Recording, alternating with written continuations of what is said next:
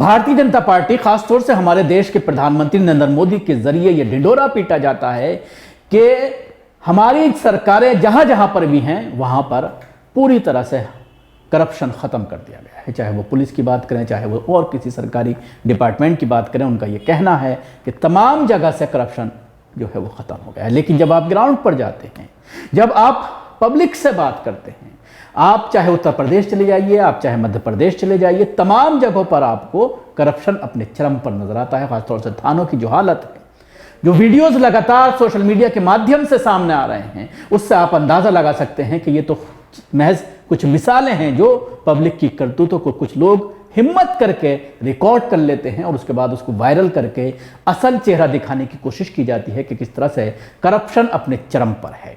लेकिन अगर आप हकीकत देखें, कुछ ही वीडियो हैं, बहुत ही कम लोग हिम्मत कर पाते हैं, 1% ही इस तरह के केसेस पब्लिक डोमेन में आ पाते हैं कुछ लोगों की हिम्मत की वजह से। लेकिन अगर आप लोकल लोगों के पास जाकर के देखें, बात करें, तो ऐसी मिसालें सैकड़ों और हज़ारों मिल जाएंगी जिसमें गरीबों के ऊपर अत्याचार, उनसे वसूली, फिरौती तक के मामले पुलिस के जरिए सामने आ रहे हैं। ऐसा ही एक मामला मंदसौर में सामने आया है मध्य प्रदेश में, जहां पर एक मुस्लिम महिला के साथ पुलिस ने न सिर्फ बदतमीजी की बल्कि 25 अक्टूबर 2022 को घर में घुसकर मुस्लिम महिला को धमकाया।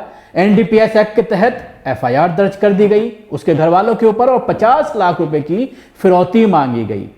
इस मामले में महिला ने हिम्मत दिखाई, लगातार वो इस मामले को लेकर के आला अधिकारियों से मिलती रही, लेकिन अधिकारी जाहिर सी बात है अपने मातहत पुलिसकर्मियों पर एक्शन क्यों लें, क्योंकि जो पैसा थानों में, चौकियों में, सड़कों पर वसूला जाता है उसका एक हिस्सा आला अधिकारियों तक जाता है और उसी के हिसाब से फिर थाने और चौकियां जो हैं वो बांटी जाती हैं।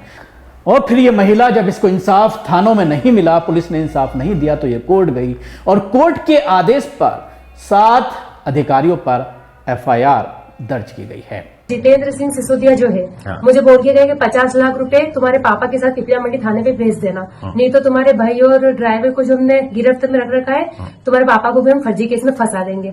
रिमांड कुछ बताया होगा इन्होंने कि हमारे पास सर्च वारंट है? नहीं, कुछ भी नहीं बताया था, कोई कानूनी कागजात कुछ भी नहीं था इनके पास में, कागज वगैरह बिना वारंट के आए थे, बिना लेडीज पुलिस के आए थे, वो लेडीज के साथ बदतमीजी भी करी इन्होंने। अब क्या चाहते हैं आप?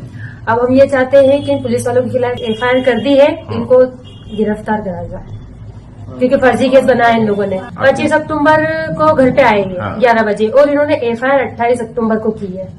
3 दिन तक इन्होंने बिना किसी कानूनी कागजाती के उन दोनों को गिरफ्त में रखा। एसपी ऑफिस की, मलारगढ़ वगैरह सद्दूर की, लेकिन हमारी कोई सुनवाई नहीं हुई। वो लोग हमेशा ही बोल देते हैं कि ये अपने भाई को बचाने के लिए कर रही है, लेकिन मेरे पास तो सबूत है कि तुम लोगों ने फर्जी केस बनाया। इनके पास में क्या सबूत है कि मैं उन लोगों को बचाने के लिए कर रही हूँ?